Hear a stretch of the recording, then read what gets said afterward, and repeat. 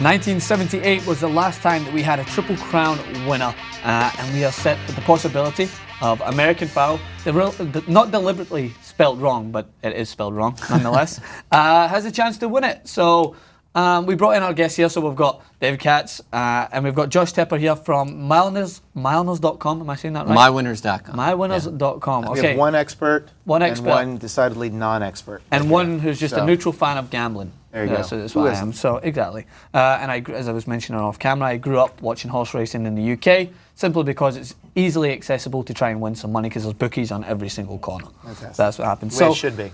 So we're going to talk about American Pharaoh. So first of all, the first question is, do you think this will happen? What is the possibility? We're going to get into the betting odds, of course. We're going to talk about a few things surrounding it. But straight away over there, Josh, do you think this can happen? I think this year, among any other years, there's a really good possibility. I think he's got a high cruising speed. I think you could see in both the Derby and the Preakness, he's a step above everybody else.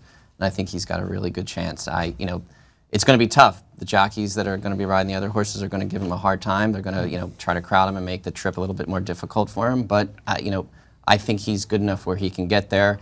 His grandsire, Empire Maker, won the Belmont in, I think it was 2003. So, there's some lines there that it's got the potential. There was an interesting talking point we had before, is that some actual horses did not compete in Preakness, right? Because they wanted to obviously stay fresh for the big event coming up. We just talked about it. Do you think that's fair that you can do that? Yeah, absolutely. You can't put a limit. It's hard enough to win right now anyway. You can't put a limit that every horse has to, participate in the Derby, the Preakness, and then the Belmont in order to go on to try to complete the Triple Crown. So I think it's totally fair. Yeah. Do you think 3 weeks is enough time between that last leg for a horse that's actually gone through the first 2 legs and all the hype and all the energy and excitement? These horses feel it when there's that much excitement around them. Is there enough time between that? Should there be a month in between? No, or is 3 weeks I the right think amount of time? it's one of those things.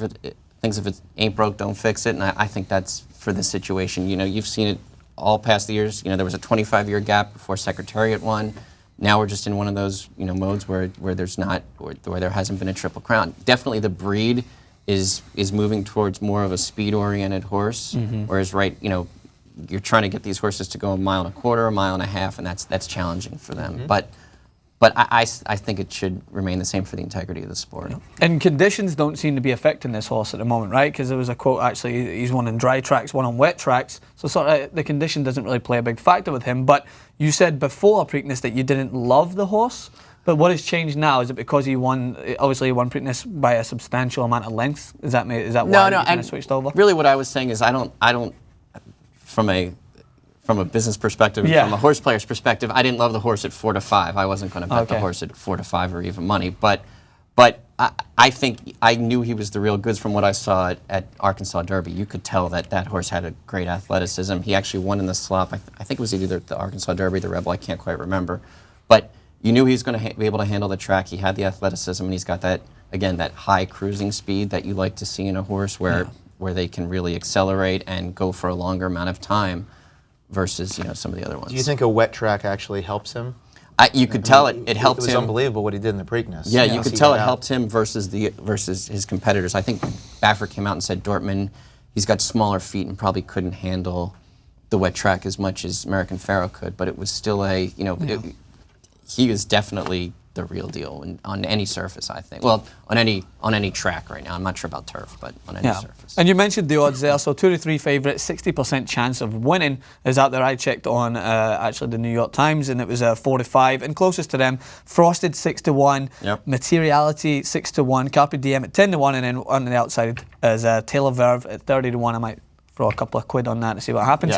But I mean, they seem pretty far apart. Do you think that's an accurate representation of how good this horse is at the moment? Absolutely. I think the 2 most likely competitors that he's going to have are Frosted and Materiality. Those 2 ran in the Derby and are coming back off of a 5-week layoff. So and I think that's going to be to their advantage. But again, you're going to have to see how the trip develops for American Pharoah.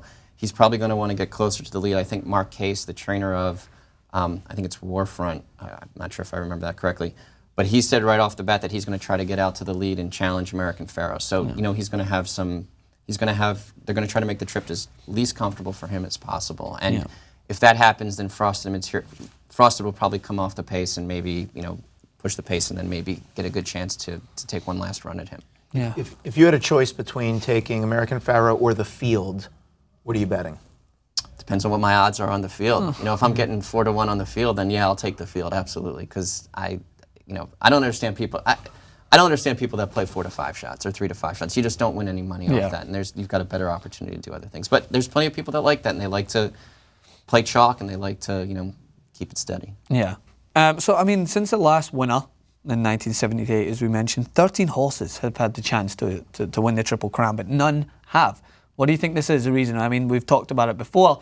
There's a longer distance, right, at Belmont. Do you think that's what the reason why it plays a big factor? Because these horses, as you just mentioned, are tired by this point, so that longer distance can affect them definitely greatly. Yeah, I mean, it's definitely the distance. I think you've got, as I was saying before about the breed, how you're developing horses more for early speed rather than the classic distance, rather than endurance. So I think that plays a really huge role. Real Quiet, and I think it was '98, had lost by a nose to Victory Gallop, and that was kind of the last one where you say it was really close. War Emblem stumbled at the start. Big Brown, I think, was just gassed. You have all these things that come up that you're just looking for that right horse and that right opportunity. And I think this is a really good chance for that to happen this year with American Pharoah. So, I mean, and the last question for it is, I just want to know from my own perspective as well, is that how great is that achievement to win these 3 races? Is that the pinnacle of any sort of horse, jockey and horses like absolutely, lifetime? Absolutely. I can't think of a more, they call the Belmont the test of the champion, right? And I think that there's no other feat in sports that kind of sits out other than the Triple Crown. Maybe winning the Triple Crown in baseball. Who's the one that lasted? Ted Williams, is that who it was? May have been Ted Williams. Yeah, I think that's who it was. I have one last question for you. Just nothing to do with the Triple Crown, but in general, as someone who spends as much time around horses as you do, you go to the track, you see these old guys with the cigars, they're rolled up, papers, and they go down and they look in the paddocks and they're kind of checking out the horses. What are these experts looking for when they go and they're eyeing these horses, looking them up and down? What That's a good illuminate question. us. That's a good question. What should we be looking for when we go down there and check out these horses as they go into the gates? You want to see a horse that's not washy. By that, not a bunch of sweat all over him, all over the back. You want to see good conformation, and that's kind of, I can't even tell that. I'm not that type of handicapper. I can't look at a horse and automatically say, oh my God, that horse looks fantastic. Yeah. But you can see, the muscles are cut, especially in the hind end, and sometimes they just have that look. Yeah. They just have that look. Just look in their eyes. Just that you look just in their know. eyes. If you can see Dave at Belmont, he'll be down there and this inspecting I'll my be horse. getting Can in I get there. ready? I'll be getting in there. I feel Getting all right. low, This is getting my low. horse. This is what I'm betting. All right. Well, we're eagerly anticipating this race and looking forward to it. So thanks again, Josh Tepper, for coming on. You can check it at mywinners.com. Dave Katz here, of course, from the postgame.com. The rundown here in collaboration, TYT Sports and the postgame.com. Make sure to check out both channels in the description below, and we'll let you know what happens in the penultimate race of this season, right? Absolutely.